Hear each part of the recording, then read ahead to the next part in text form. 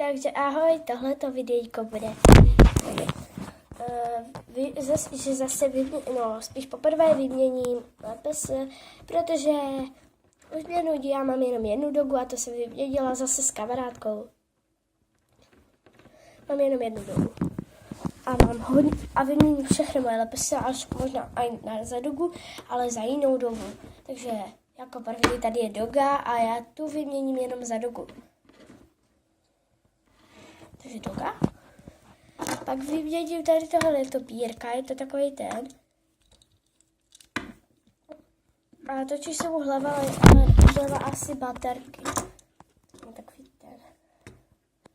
Jo, ale trošku je poškozené. A má zrzavý krk. A mě to nevadí, ale. Pak tady je tato lasička, nebo co to je? Jo, lasička. Já prostě se nevšimněte, protože to mě to dělala. Tak, taková lasička.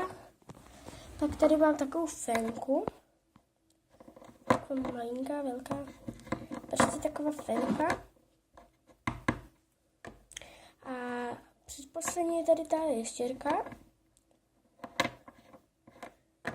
A pak tady je tento tučňák. Toho se ještě rozmyslím, protože je to mojí mamky oblíbený. To vyměním. Takže vyměním toho a toho. Takže doufám, že se vám video líbilo. Jestli nezapomeň dát like a komentář a odběr. Tak ahoj.